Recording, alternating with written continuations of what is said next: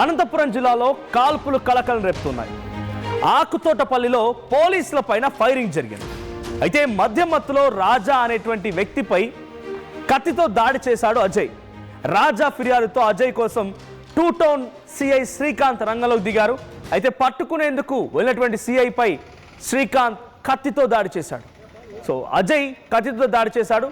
అజయ్ కత్తితో దాడి చేయడంతో శ్రీకాంత్ అనేటువంటి ఆ సదరు సిఐకి చాలా తీవ్రంగా గాయమైన చేతికి ఆసుపత్రికి తరలించారు. అయితే అజయ్ మోకాలుపై రివాల్వర్తో సిఐ కాల్చినట్టు తెలుస్తోంది. విజువల్స్తో మనం చూస్తున్నాం.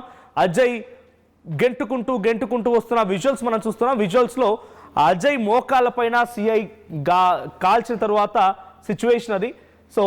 ఇద్దరు ఫ్రెండ్స్ మధ్య గొడవ అయింది. ఇద్దరు ఫ్రెండ్స్ మధ్య ఆ గొడవ కాస్త తారాస్థాయికి చేయడంతో పాటుగా ఆ ఫ్రెండ్స్లో అజయ్ అనేటువంటి వ్యక్తి అక్కడి నుంచి పరారైపోయాడు.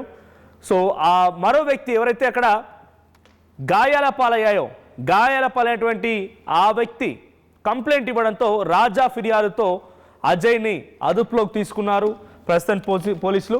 అజయ్ని వెతికేటువంటి క్రమంలోనే పోలీసుల పైన అజయ్ కత్తితో దాడి చేశాడు.